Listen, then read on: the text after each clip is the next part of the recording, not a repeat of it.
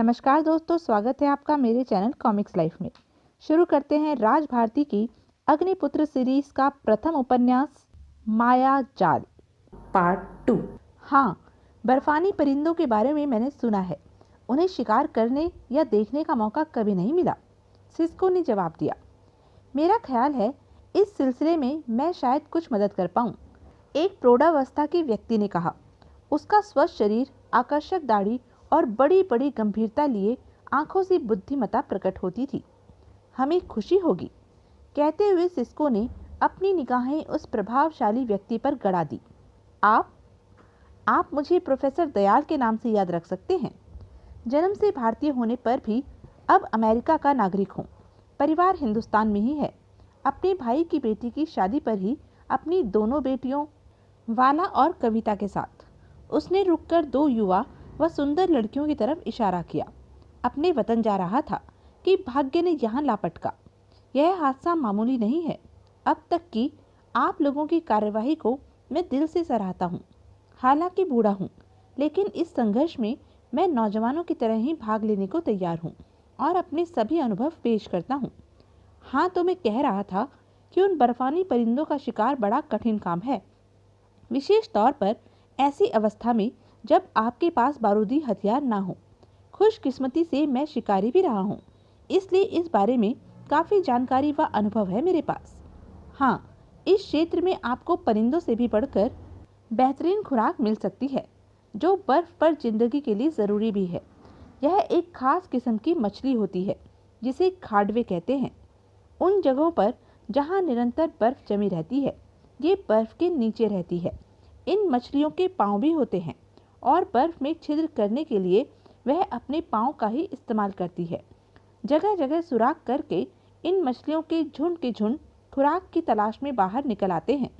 पर अगर हम ऐसे झुंड तलाश ना भी कर सके, तब भी ऐसी जगहों पर जहाँ बर्फ की सतह नरम हो, लगभग 4 फुट गहरा गड्ढा खोदकर इन मछलियों को तलाश किया जा सकता है।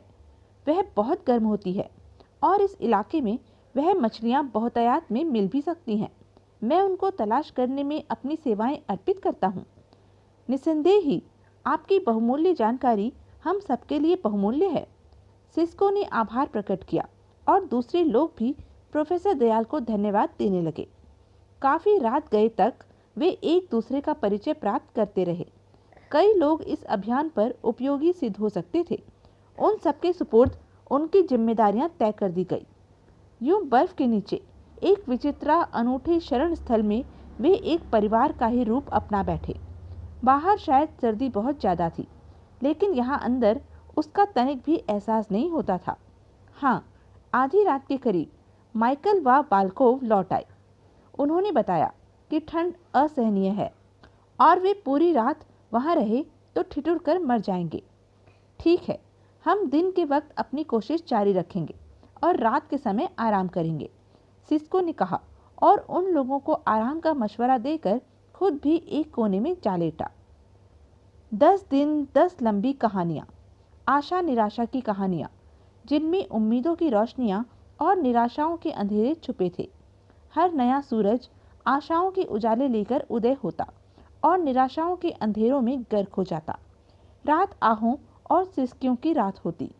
बेचैनी से करवटें बदली जाती और भविष्य के बारे में चिंतातुर सोचें सताती रहती।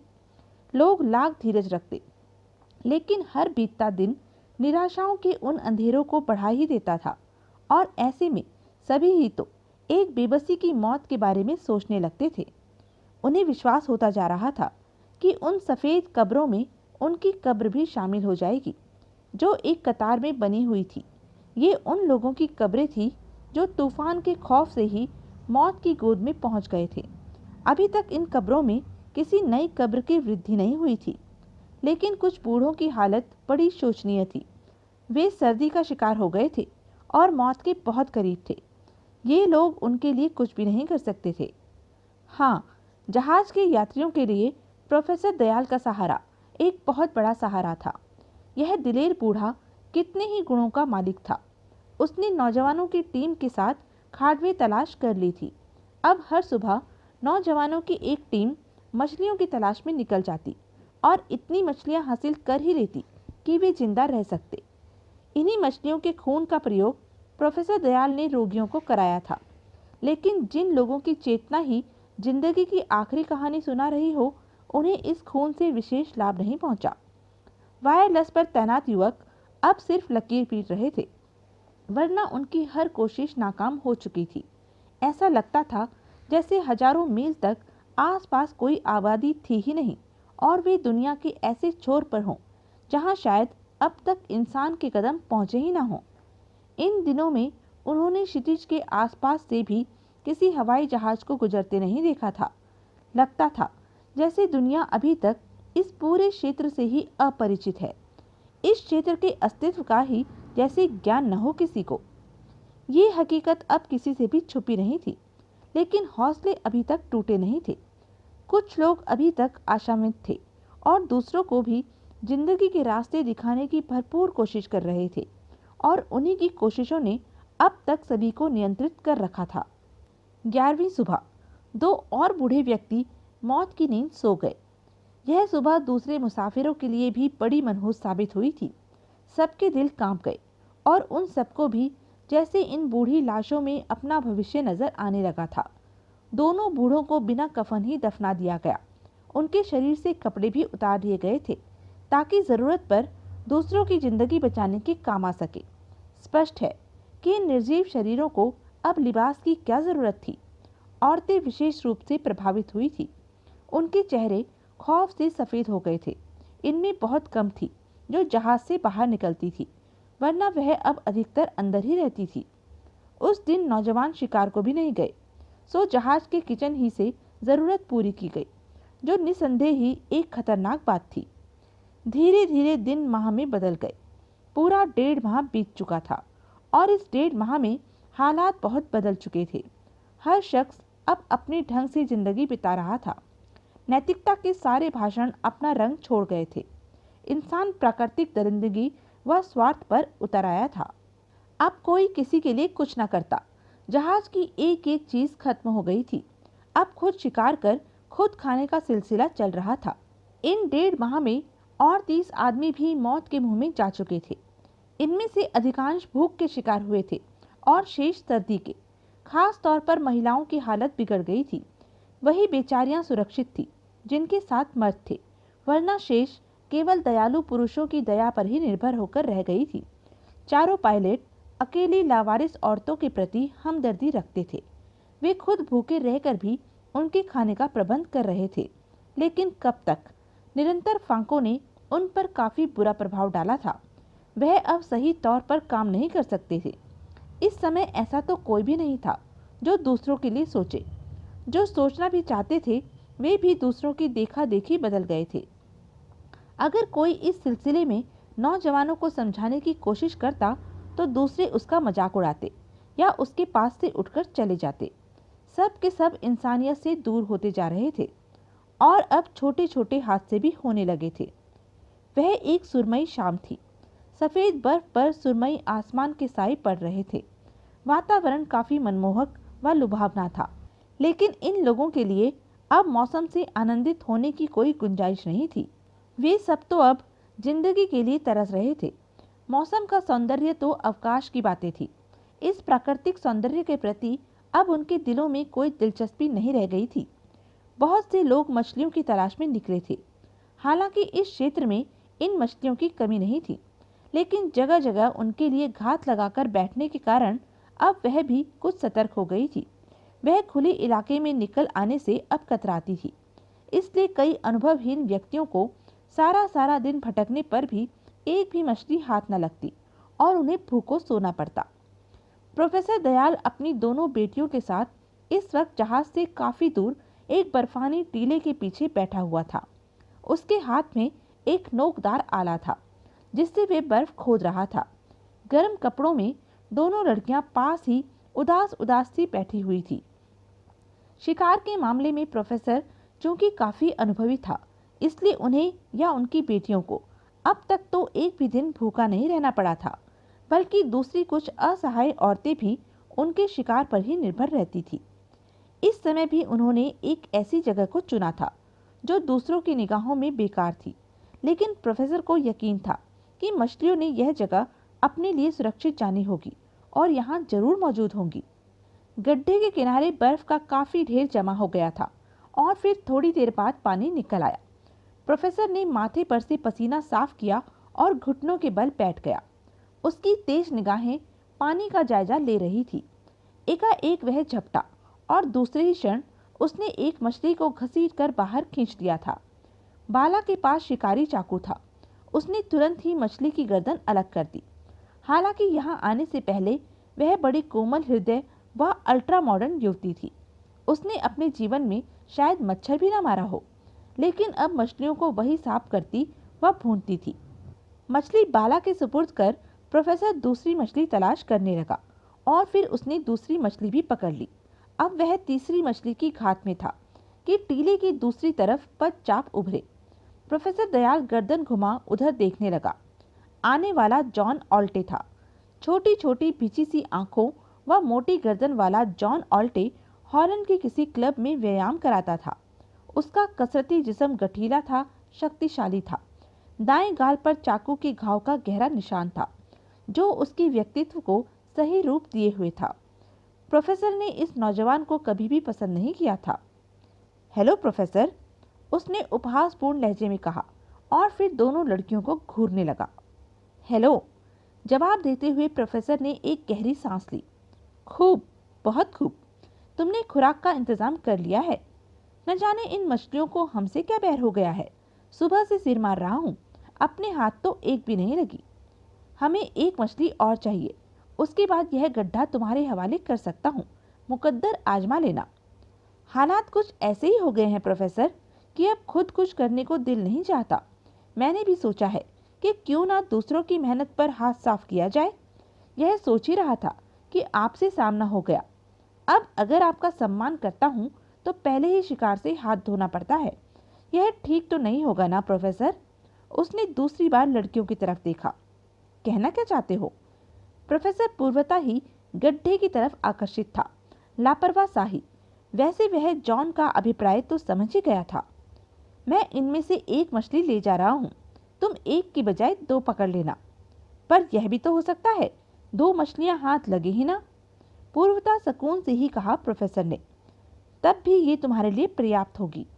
नहीं डियर जॉन, कुछ और लोग भी हैं जिनकी खुराक का इंतजाम मुझे करना है। मेरा ख्याल है कि वह तुमसे ज्यादा सहायता के हकदार हैं, क्योंकि वे खुद यह सब नहीं कर सकती। ओह, तुम शायद औरतों की बात कर रहे हो। अपनी चिंता करो प्रोफेसर, अपने बारे में सोचो। हालात ऐसे हो गए हैं कि हमें सिर्फ अपने ही बारे में सोचना चाहिए। वैसे मैं तो एक और बात सोच रहा हूँ। वह भी बता दो, प्रोफेसर ने गर्दन उठाते हुए कहा। मैं सोच रहा हूँ प्रोफेसर कि यहाँ इस सीमित से क्षेत्र में, जहाँ खुराक के नाम पर इन मछलियों के अलावा और कुछ भी नहीं, हम लोगों की संख्या बहुत ज़्यादा है। सीधी सी बात है कि यह मछलियाँ भी एक दिन समाप्त हो जाएंगी। क्यों ना प्राणियों की ही कमी कर दी जाए, ताकि हम बचे लोग कुछ अधिक दिनों तक जिंदा रह सके। वह किस तरह? प्रोफेसर अब सीधा हो लिया था।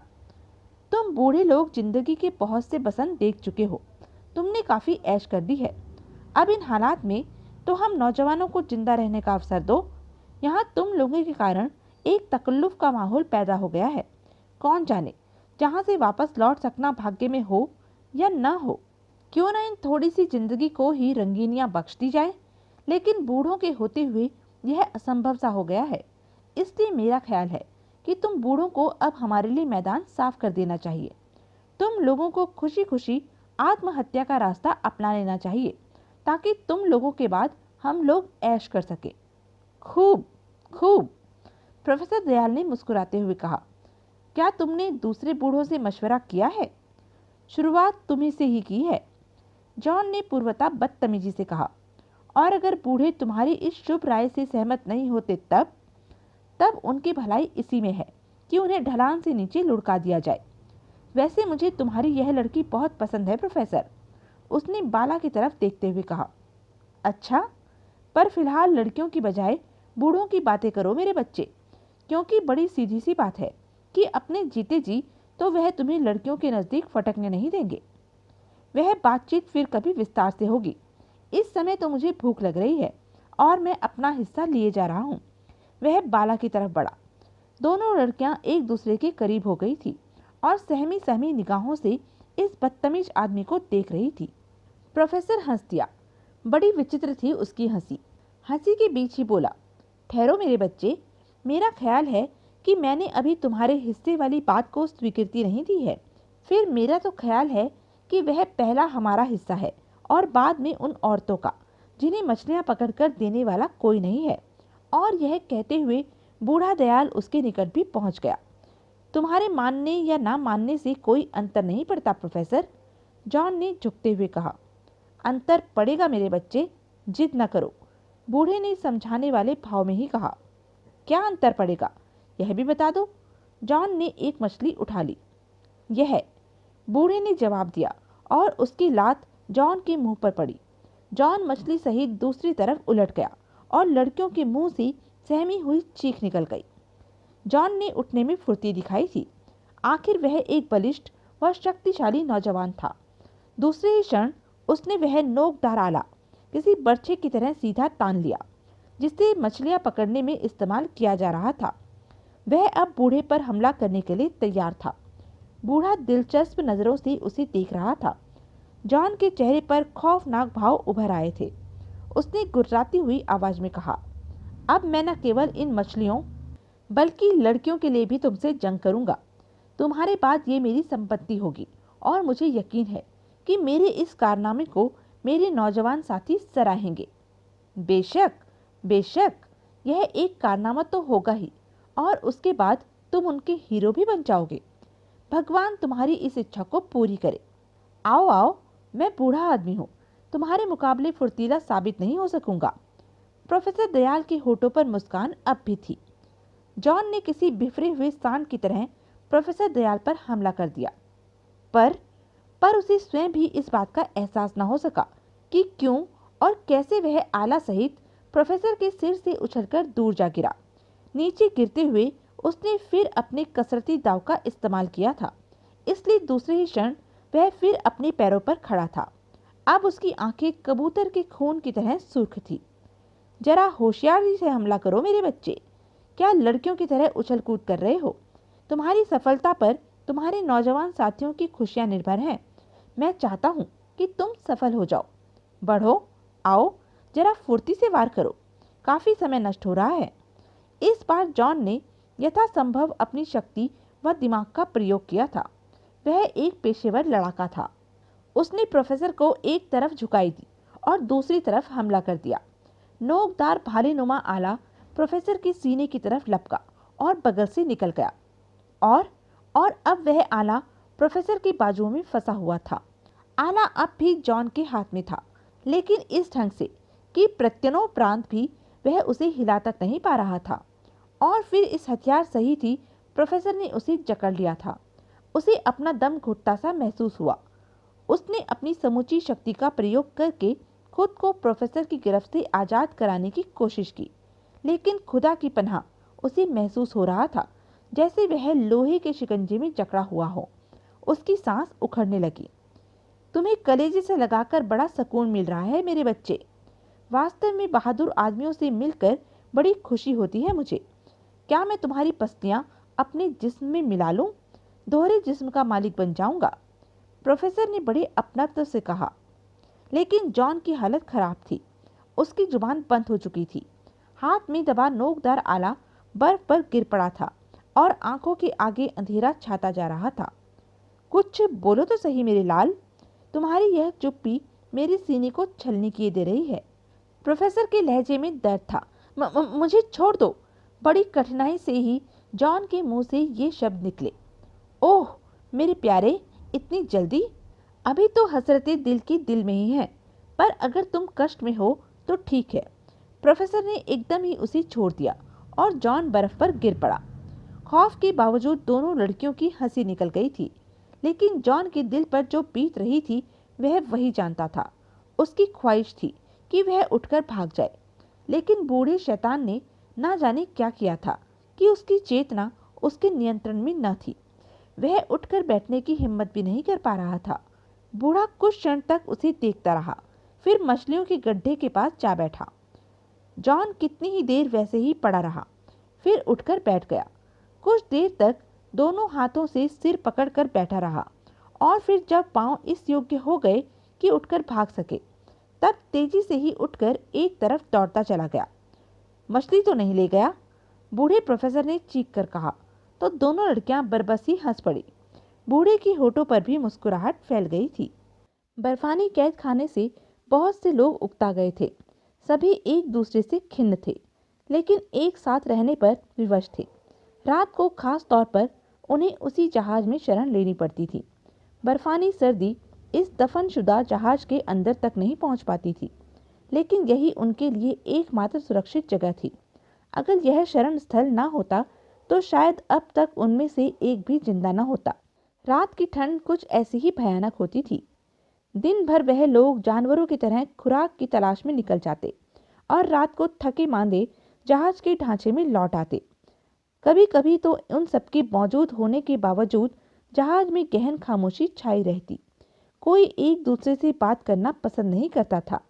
इस खामोशी को किसी के रोने की आवाज़ तोड़ देती, पर हालात यह थे कि कोई भी रोने वाले की तरफ आंख उठाकर भी न देखता। सब एक ही विपदा के शिकार थे। कौन किसे तसल्ली देता? फिर झूठी तसल्लियों का प्रभाव भी तो नहीं होता। यह भी एक ऐसी ही रात थी। जहाज में लोग उल्टे सीधे पड़े थे, कुछ जाग रहे थे, कुछ सो रहे थे। रात काफी बीत चुकी थी। एकाएक उस खामोशी को तोड़ती हुई नारी कर्ण से निकली एक तीव्र चीख गूंज उठी। लोगों ने कस मसाकर पहलू बदले और फिर घुटनों में सिर छुपा लिया। नहीं नहीं, भगवान के लिए नहीं! पीड़ा भरा नारी स्वर फिर सुनाई दिया। यह आवाज उन दर्द भरी आवाजों से बिल्कुल भिन्न थी जो प्राय रोजाना ही सुनने को मिलती थी। किसी को संबोधित करके कुछ कहा गया था, इसलिए सोने वाले कुछ चौंके। नहीं नहीं, आह नहीं! नारी स्वर फिर गूंजा और फिर वह जोर से चीखी, बचाओ! एक बार बहुत सी गर्दनें उठ गई। वह एक स्पेनी नौजवान था जिसने अपने निकट सोई हुई एक लावारिस लड़की पर पाशविक हमला कर दिया था। पर तभी एक और नौजवान उठकर उस स्पेनी के सिर पर पहुंच गया। इस नौजवान ने उसे उसके लंबे बालों से पकड़कर पूरी शक्ति से ही लड़की पर से उठा लिया। मेरा ख्याल है कि इस सख्त सर्दी के बावजूद अभी यहाँ मौजूद लोगों के खून इतने सर्द नहीं हुए हैं, उस नौजवान ने कहा। जवाब में उस स्पेनी ने उसे एक मोटी सी गाली दी और दूसरे ही क्षण वह उस नौजवान से लिपट गया। लेकिन स्पेनी नौजवान के मुकाबले यह दूसरा नौजवान काफी शक्तिशाली था। उसने स्पेनी नौजवान के दुबले पतले जिस्म को कमर से पकड़कर उठाया और पूरी शक्ति से जहाज की दीवार पर दे मारा। स्पेनी के गले से निकलने वाली चीख बड़ी भयानक थी। कई लोग घबराकर उठ बैठे।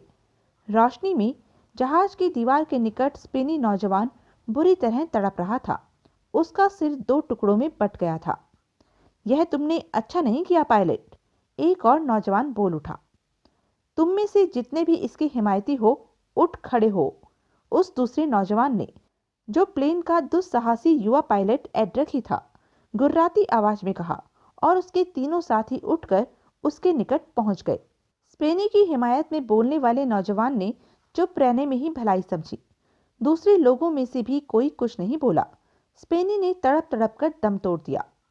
इसकी लाश उठाकर बाहर फेंक दो, एड्रिक ने अपने साथियों से कहा। बाल्कोव और माइकल ने आगे बढ़कर मृत स्पेनी की टांगे पकड़ी और उसे घसीटते हुए ही बाहर ले गए। बीच में सोने वाले जल्दी जल्दी उठ गए थे। उन्होंने लाश ले जाने वालों को रास्ता दे दिया था। वे दोनों लाश घसीटकर बाहर फेंक आए। सभी मुसाफिरों को जैसे लकवा मार गया था। लड़की एक कोने में बैठी रो रही थी। प्रोफेसर दयाल ने अपनी बेटी को आवाज देकर कहा कि लड़की को अपने कपड़े दे दो। बाला और कविता उठकर लड़की के निकट पहुंच गई। उन्होंने लड़की को अपने पास ही लिटा लिया। जहाज के मायूस मुसाफिर फिर अपनी अपनी जगह पर लेट गए। सभी खामोश थे। सभी के मस्तिष्क में न जाने कितने ख्याल कुलबुला रहे थे। उनके जहन न जाने कहां कहां दौड़ रहे थे। रात भर ही लोग कभी सोते और कभी जागते रहे। विशेषकर औरतों की हालत बहुत बुरी थी। सब ही भयभीत थी। अगर यह हरकतें बढ़ गई तो? दूसरी सुबह हमेशा की तरह उदासी ही थी। लोग जहाज के ढांचे से बाहर निकल आए और अपने अपने शुगल में व्यस्त हो गए। वही बेजारी, वही निराशा, खुराक की तलाश और वही दैनिक दिनचर्या। रात की घटना को सब जैसे भुला ही चुके थे, शायद वह लड़की भी जिसके साथ वह घटना घटी थी। क्या तुम कुछ देर मुझसे बात करना पसंद करोगे? जॉन ऑल्टो ने एक नौजवान के कंधे पर हाथ रखते हुए कहा। नौजवान चौंक कर रुक गया। उसने प्रश्नवाचक दृष्टि से जॉन की तरफ देखा। यह वही नौजवान था जिसने स्पेनी की मौत पर आवाज उठाई थी, लेकिन फिर एड्रिक और उसके साथियों को देखकर खामोश हो गया था। क्या बात है?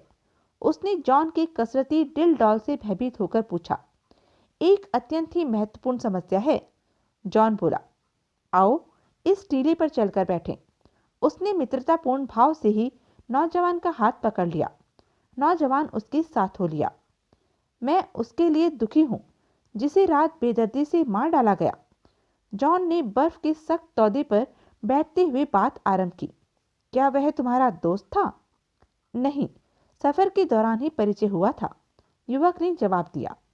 तुम्हारा नाम शायद वार्टर है। हाँ। हाँ तो मिस्टर वार्टर, अगर देखा जाए तो अब हम दोस्त व एक दूसरे के हितैषी हैं। तकदीर ने इस वीराने में ला फेंका है हमें, और यहाँ अब हम मौत का इंतजार कर रहे हैं।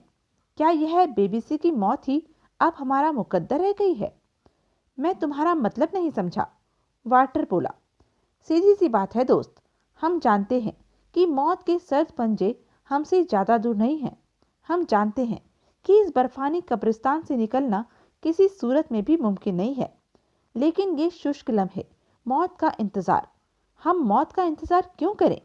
क्यों ना हम बर्फ़ की सफ़ेदी में कुछ रंगीनियाँ शामिल कर लें, ताकि मौत आए भी तो हंसते खेलते आए।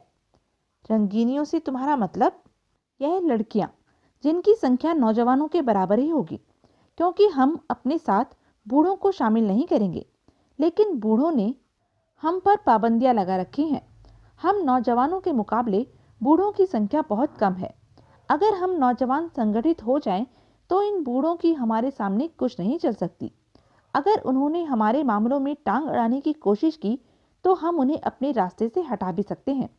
बल्कि मेरा तो यही ख्याल है कि अब इन बूढ़ों का जिंदा रहना कोई ज़रूरी भी नहीं है। यहाँ खाने के नाम पर सिर्फ यही मछलियाँ ही हैं, और इनकी तादाद के बारे में हम कोई अंदाज़ा नहीं लगा सकते। फिर भी कुछ दिन तो हम इनके सहारे काट ही सकते हैं। इन बूढ़ों के कारण यह खुराक भी नष्ट हो रही है, जो हमारा हक है। उन्हें समाप्त कर हम अपने लिए इस खुराक को भी बचा सकते हैं। हम में से हर नौजवान अपनी पसंद की लड़की चुन लेगा। यूं उस लड़की के प्रति वह जिम्मेदार भी हो जाएगा। उसे सहारा देना, उसके लिए खुराक तलाश करेगा, एक नए जोश व उत्साह के साथ ही। तब हम इस विपदा से निकल सकने के बारे में भी संतुलित दिमागों से सोच सकेंगे। वार्टर की सोच में डूबी निगाहें जॉन के चेहरे पर टिकी थी। उसने जीवा से अपने होठ तर किए और बोला, मैं तुमसे सहमत हूँ जॉन, लेकिन क्या दूसरे नौजवान इसके लिए तैयार हो जाएंगे? उन्हें तैयार करना होगा। अगर तुम मेरे विचारों से सहमत हो तो कोई कारण नहीं कि हम उनकी सहमति ना पा सके। हमें यत्न करना होगा। हमें आगे आते देख मुझे विश्वास है कि अधिकतर हमारा साथ देने को तैयार हो जाएंगे। मैं जानता हूँ कि नौजवानों में से कुछ सिरफिरे हमारे विरोधी भी होंगे, लेकिन अगर हमारी संख्या बढ़ गई तो वे कुछ नहीं कर पाएंगे। तुम ठीक कह रहे हो दोस्त, वार्टर की लहजे में उत्तेजना थी। मुझे बताओ, मुझे क्या करना चाहिए? गुप्त रूप से आज ही यह अभियान आरंभ कर दिया जाए। तुम अपने तौर पर और मैं अपने तौर पर नौजवानों से बात करता हूँ, और फिर तैयार होने वाले आगे खुद भी यही काम करेंगे, तो हमें सफलता मिलने में देर नहीं लगेगी। मैं काम आज से ही शुरू कर दूंगा। वायदा? जॉन ने मुस्कुराते हुए उसकी तरफ हाथ बढ़ाया। वायदा, वार्टर ने जवाब दिया, और वे एक दूसरे से हाथ मिलाकर अलग हो गए। प्रोफेसर दयाल आज सबसे अंत में बाहर निकला था। दूसरे सभी शिकार की तलाश में जा चुके थे, लेकिन प्रोफेसर कुछ तैयारियों में व्यस्त रहा था। न जाने यह जहाज में क्या क्या तलाश करता फिरा था। आज उसने स्कीइंग शूज भी साथ लिए लिए थे, जिन्हें देखकर उसकी बेटी कविता ने पूछा, यह स्कीइंग शूज क्यों डैडी? आज मैं जरा लंबे रास्ते पर जाऊंगा, प्रोफेसर ने मुस्कुराते हुए कहा। लेकिन हम? तुम आज यहीं रहो, दूसरी लड़कियों को साथ लेकर आसपास की सैर करो। मेरा ख्याल है तुम लोग अपनी रक्षा तो कर ही सकती हो। लेकिन क्यों डैडी, आज यह तब्दीली क्यों? मैंने कहा ना बेटी कि आज मेरा जरा दूर तक जाने का इरादा है। क्या मैं तुम्हारी तरफ से निश्चिंत हो जाऊं? आप हमारी चिंता ना करें, बाला ने दृढ़ शब्दों में कहा। प्रोफेसर ने मुस्कुराकर ही दोनों बेटियों के कंधों को थपथपाया और सुरंग की राह बाहर निकल गया। बाहर आकर उसने स्कीइंग शूज पैरों में बांधे और हाथों में पकड़ी छड़ी से अपने शरीर को धकेलने लगा। थोड़ी ही देर में वह बर्फीले मैदान में तेजी से फिसलता चला जा रहा था। बहुत से नौजवान उसे रास्ते में मिले, लेकिन उसने किसी की तरफ ध्यान नहीं दिया और आगे बढ़ता चला गया। आज उसका रुख उन ढलानों की तरफ था जिन्हें पार कर जाना कठिन ही नहीं बल्कि असंभव था। बर्फ पर खुराक की तलाश में भटकते लोगों को वह बहुत पीछे छोड़ आया था। निसंदेह ही यह शक्तिशाली बूढ़ा 20 गुणों का मालिक था। वह दुस्साहसपूर्ण स्कीइंग कर रहा था और तूफान की तरह ही आगे बढ़ता जा रहा था। जिस दिशा में, जिस रास्ते से वह आगे बढ़ रहा था, उसे उसने पूर्णतः मस्तिष्क में बिठा लिया था और वह इतना आगे निकल आया था जहां तक उनमें से कोई भी आज तक नहीं आया था। लेकिन वह वहां भी नहीं रुका। काफी देर बाद अंततः वह ढलानों के निकट पहुंच गया। गहरे ढलान जहां तक नजर जाती थी फैले हुए थे और उनका अंत कहीं भी नजर नहीं आ रहा था। यकीनन इन ढलानों की समाप्ति पर दूसरी ढलानें थी जिनका सिलसिला न जाने कहां तक चला गया था। प्रोफेसर ढलानों के किनारे खड़ा होकर चारों तरफ देखता रहा। फिर उसकी निगाह बर्फ के एक सिरे पर किसी स्याही पर पड़ी और उसी पर जमकर रह गई। फिर उसने छड़ी संभाली और बर्फ को धकेल उस स्याही की तरफ बढ़ने लगा। थोड़ी ही देर बाद वह उस कालिमा के निकट पहुंच गया था। यहाँ रुककर उसने फिर ढलानों को देखा। उस तरफ से ढलान काफी दूर तक समतल नजर आ रहे थे। रास्ते में बर्फ के उभरे हुए तौदे या टीले भी नजर नहीं आ रहे थे। कुछ देर तक इन समतल ढलानों का सर्वेक्षण करने के बाद उसने उन स्याह चट्टानों को देखा जो बर्फ से झांक रही थी। यहाँ बर्फ की तहें ज्यादा मोटी नहीं थी और चट्टानें उभर आई थी। वह चट्टानों के निकट जाकर उन्हें हाथों से टटोलने लगा। चट्टानों का निरीक्षण करने के बाद उसने कंधे पर लटके हुए थैले से बर्फ खोदने का आला निकाला और फिर एक चट्टान के पास बैठ गया। उसने स्कीइंग शूज खोलकर एक तरफ रख दिए और फिर चट्टान की जड़ से बर्फ साफ करने लगा। काफी बर्फ खोदने के बाद उसने गहरी सांस ली। वह चट्टान की जड़ साफ कर चुका था। अब उसने चट्टान के एक टुकड़े को काटने की कोशिश शुरू कर दी। चट्टान ज्यादा सख्त न निकली और थोड़ी सी कोशिश के बाद वह उसका एक बड़ा टुकड़ा अलग करने में सफल हो गया। लगभग 2 मन भारी इस पत्थर को एक तरफ सरकाने के बाद वह वैसा ही एक दूसरा टुकड़ा अलग करने लगा और 2 घंटे के अथक परिश्रम के बाद उसने 4 भारी भारी टुकड़े चट्टान से अलग कर लिए। फिर वह उन भारी पत्थरों में से एक को बर्फ पर खिसकाता हुआ ढलान के किनारे पर ले आया। दूसरे पत्थर को उसने वहां से लगभग 50 गज दूर रखा और इसी तरह बाकी दोनों पत्थरों को भी उसने 50-50 गज के फासलों पर रख दिया। इस मेहनत ने उसे थका दिया था। एक जगह बैठकर वह गहरी गहरी सांस लेने लगा। थोड़ी देर सुस्ताने के बाद वह फिर उठा और एक टुकड़े के करीब पहुंच गया। पत्थर ढलान के किनारे पर था। थोड़ी सी ताकत ने ही उसे ढलान पर धकेल दिया और वह भारी पत्थर ढलान पर फिसलता चला गया। वह तेजी से ढलान पर जा रहा था और बूढ़ा गहरी नजरों से उसका अध्ययन कर रहा था। वह पत्थर की रफ्तार भी नोट कर रहा था और उसके फिसलने का अंदाज भी देख रहा था। लेकिन अचानक ही पत्थर निगाहों से ओझल हो गया। वह नर्म बर्फ के किसी हिस्से में धंसकर लुप्त हो गया। बूढ़े का दिल धक से रह गया। कुछ मिनट वहां रहने के बाद वह दूसरे पत्थर के नजदीक आया और उसने उसे भी ढलान पर धकेल दिया। दूसरा पत्थर भी उसी गति से चल पड़ा। इसने पहले वाले पत्थर से थोड़ा अधिक सफर तय किया, लेकिन एक विशेष दूरी पर पहुंचकर वह जोर से उछला और शून्य में कई गज ऊंचा उठ गया। इसके बाद नीचे गिरा और फिर ऊंचा हो गया। किसी रबड़ की गेंद की भांति वह उलट पुलट होता रहा था और फिर काफी दूर तक नजर आने के बाद वह भी निगाहों से ओझल हो गया। बूढ़े ने एक गहरी सांस ली। फिर वह तीसरे पत्थर की तरफ चल दिया। तीसरा पत्थर भी ढलान तय करने लगा और प्रोफेसर उसका गहरी नजरों से जायजा लेता रहा। वह तीसरा पत्थर बिना किसी रुकावट के उस ढलानों तक पहुंच गया जो आगे जाकर निगाहों से ओझल हो जाती थी। इस बार प्रोफेसर ने पहले से भी ज्यादा गहरी सांस ली। उसने बर्फ पर एक गहरा निशान बना दिया। फिर वह अंतिम पत्थर की तरफ चल दिया। इस पत्थर ने भी अपना सफर बिना किसी रुकावट के तय किया और वह भी निगाहों से ओझल हो गया। प्रोफेसर ने यहाँ भी एक निशान बनाया और फिर वह इर्द गिर्द उभरी उन चट्टानों को देखने लगा। सूरज ढलने लगा था। बूढ़े ने कुछ छोटे छोटे पत्थर काटकर बर्फ का एक ढेर बनाया और पत्थरों को उस पर रख दिया। यह जैसे उसने निशान बनाया था। इस काम से निपटकर उसने स्कीइंग शूज दोबारा पहने और फिर सुस्त रफ्तार से वापसी का सफर शुरू कर दिया। अब उसने अपना असली काम भी शुरू कर दिया था। वह छड़ों से बर्फ टटोल रहा था। एक जगह वह रुक गया और उसने अपने स्कीइंग शूज फिर उतार डाले। दूसरे ही क्षण वह बर्फ में गड्ढा खोद रहा था। थोड़ी ही देर में उसने इतना गहरा गड्ढा खोद डाला कि पानी निकल आया और फिर शाम 4 बजे के लगभग जब वह वापस पलटा तो उसके कसरती बदन से 4 मछलियां लटकी हुई थी। वह एक तूफानी सुबह थी। रात भर बर्फ गिरती रही थी और बर्फ की तहें जगह जगह मोटी हो गई थी।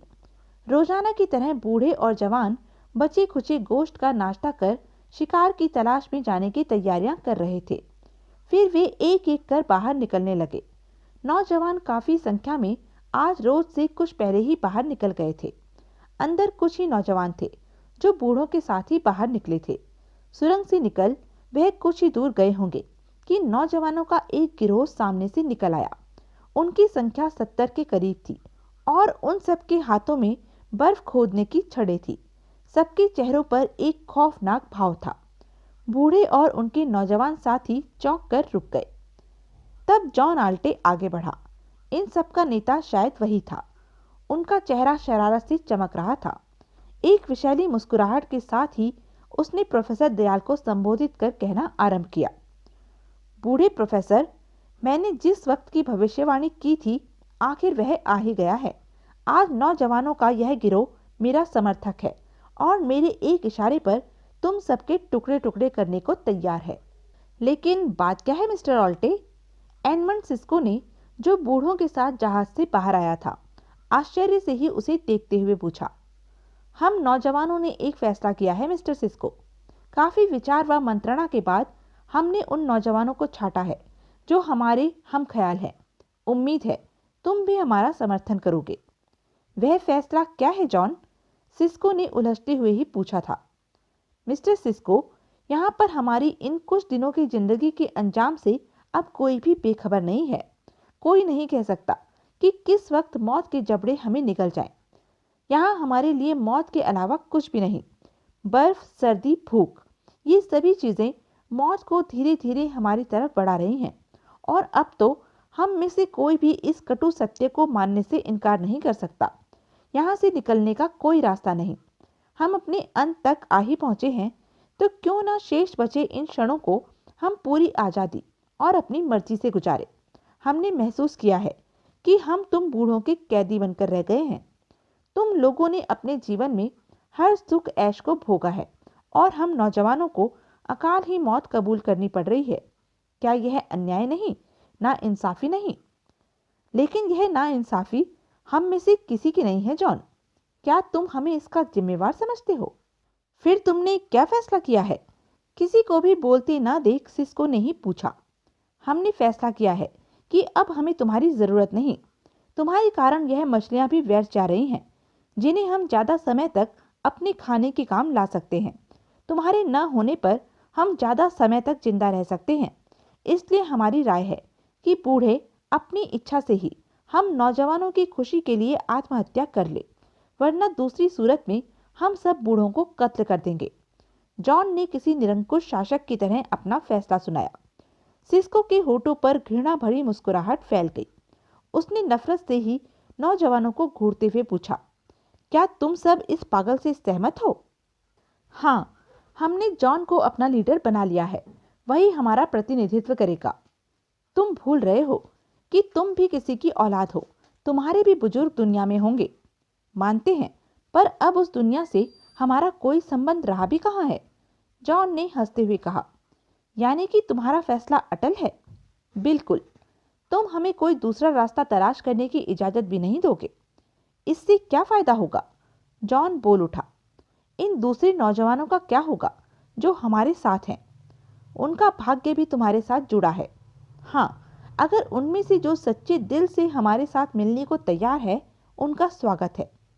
पर दोस्त, हम बूढ़े इतनी आसानी से जाने तो देने वाले नहीं। हम तुम्हारा सामना करेंगे। माना कि तुम जवान हो, हम पर हावी भी हो सकते हो, लेकिन फिर भी हम तुम में से कुछ एक को जरूर अपने साथ दे मरेंगे। ऐसे मरने वालों को इस संघर्ष से क्या फायदा होगा? जो इस लड़ाई में जिंदगी से हाथ धो बैठेंगे, वह बाकी नौजवानों के लिए कुर्बानी दे देंगे। नव निर्माण व स्वतंत्रता के लिए बलिदान तो देना ही पड़ता है। जॉन निरंतर मुस्कुराए जा रहा था, और हम अपने बचे साथियों के लिए यह त्याग व बलिदान करने के लिए तैयार हैं। तो फिर ध्यान से सुन लो जॉन ऑल्टे, एकाएक प्रोफेसर दयाल ने आगे बढ़ते हुए कहा। मैं सबसे पहले तुम्हें हलाक कर दूंगा।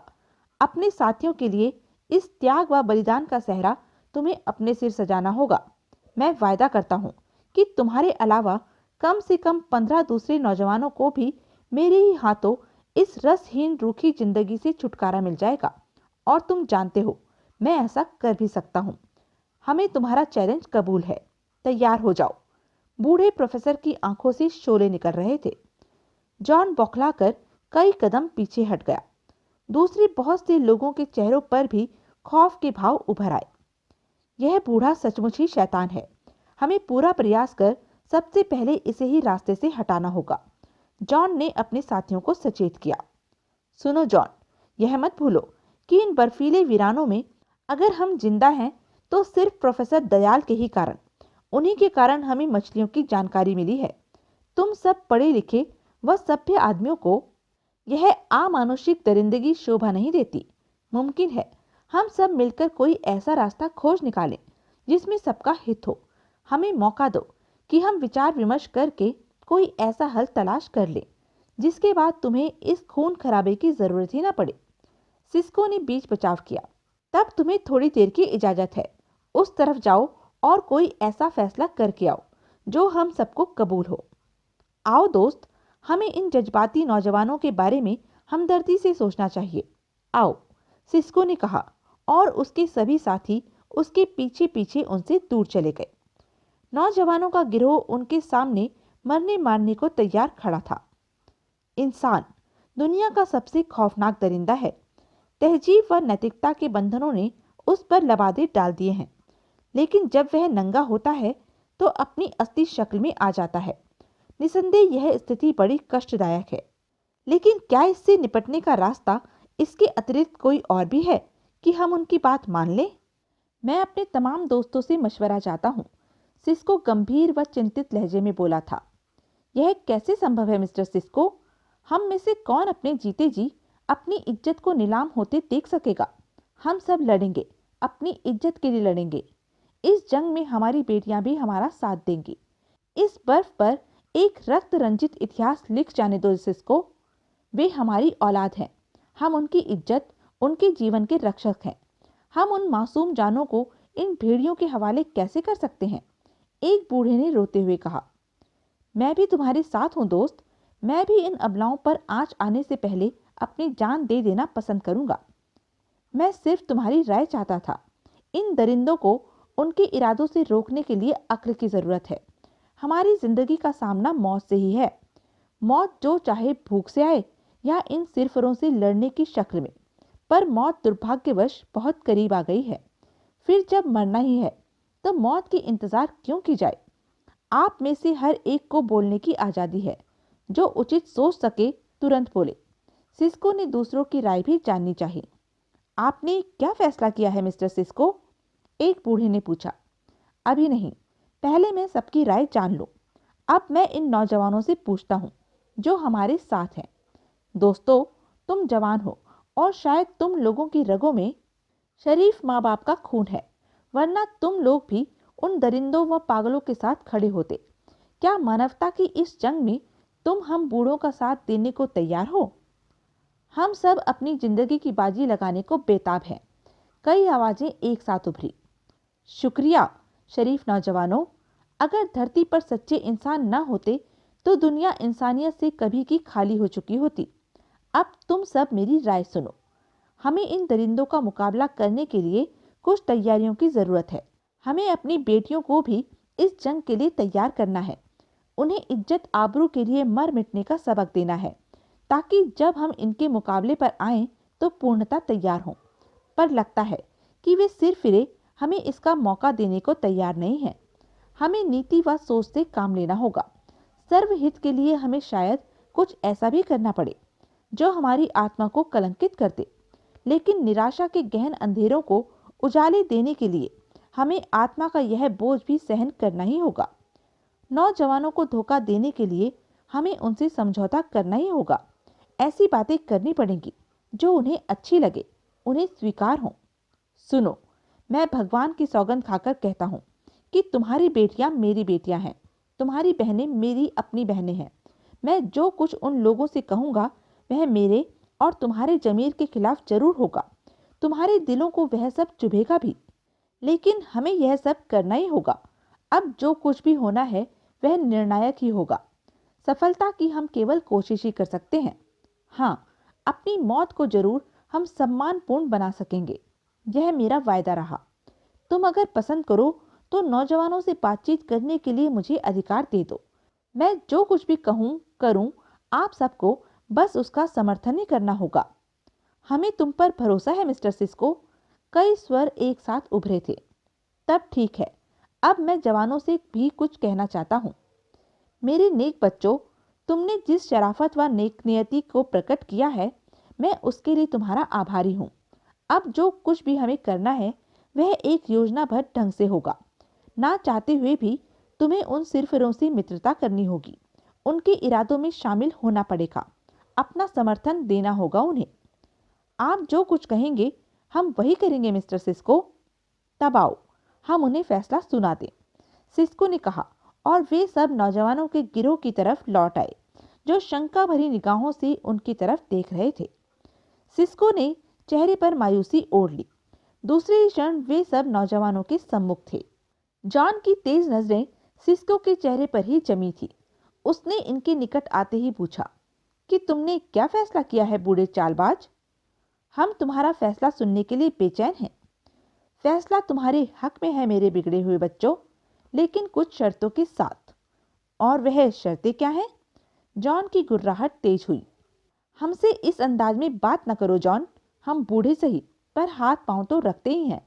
हम तुम्हें बता चुके हैं कि अगर तुम हमसे भिड़ गए तो तुम में से आधे ही जिंदा बच पाओगे। उसके बाद ही तुम कुछ कर सकोगे। लेकिन बुद्धिमता इसी में है कि हम अपनी शक्ति बचाकर रखें। नादान लड़कों, हमारी जहानत, अनुभव और तुम्हारी कोशिशें दोनों मिलकर एक ऐसा दिन ला सकते हैं जब हम यहाँ से आज़ाद हो जाएं। हम वापस अपनी दुनिया में जिंदा पहुँच गए तो हमारे जमीर इस हरकत पर हमेशा मलामत करते रहेंगे जिसके इच्छुक तुम हो। इसलिए हमने सोचा है कि क्यों ना ऐसा हल तलाश किया जाए जो तुम्हें और हमें दोनों को ही स्वीकार हो, जिससे तुम्हारा उद्देश्य भी पूरा हो जाए और हमारा जमीर भी दागदार न हो। सिस्को ने गंभीरता के साथ कहा, क्या तुम कोई ऐसा हल तलाश करने में कामयाब हो गए हो बुढ़े? हाँ, मेरा ख्याल है हम ऐसा हल तलाश कर सकते हैं। तो बताओ, संभव है हम उस पर पूरी हमदर्दी से गौर करें। हम लड़कियां तुम्हारे हवाले करने के लिए तैयार हैं, लेकिन एक शर्त पर। तुम सब उनमें से अपनी पसंद की लड़की चुन लो, फिर उसके अभिभावक से बताओ। हम में से कोई भी बूढ़ा उसके साथ तुम्हारी शादी करा देगा। तुम उसे पत्नी के रूप में रख सकोगे। हमें कोई ऐतराज नहीं होगा। अगर हम तुम मिलकर कभी अपनी दुनिया में पहुंच सके तो वह औरत तुम्हारे लिए सिरदर्द नहीं रहेगी। तुम चाहो तो उसे तलाक दे सकते हो। यूं तुम्हारी समस्या भी हल हो जाएगी और हम गुनाहगार भी नहीं होंगे। तुम अपनी पत्नियों के साथ समय बिता सकोगे। रह गए हम बूढ़े, तो हम वायदा करते हैं कि हम तुम्हारी सेवा करेंगे, तुम्हारे लिए शिकार करेंगे, तुम लोगों को खाने पीने की चिंता नहीं रहेगी, चाहे हम बूढ़ों को भूखा ही क्यों न रहना पड़े। तुम्हारी यथासंभव सेवा करने को हम तैयार हैं, हमें भी जिंदा रहने दो। जॉन के चेहरे पर चिंता के भाव उपजे और फिर उसने गर्दन उठाकर कहा, क्या दूसरे लोग भी इसके लिए तैयार हैं? हाँ, इन अविश्वसनीय हालात में मैंने उन्हें भी इसके लिए तैयार कर लिया है। तो यह थी अब तक की कहानी। आगे की कहानी जानने के लिए बने रहें मेरे साथ। और हाँ, मेरे चैनल को लाइक, शेयर और सब्सक्राइब करना ना भूलें। धन्यवाद।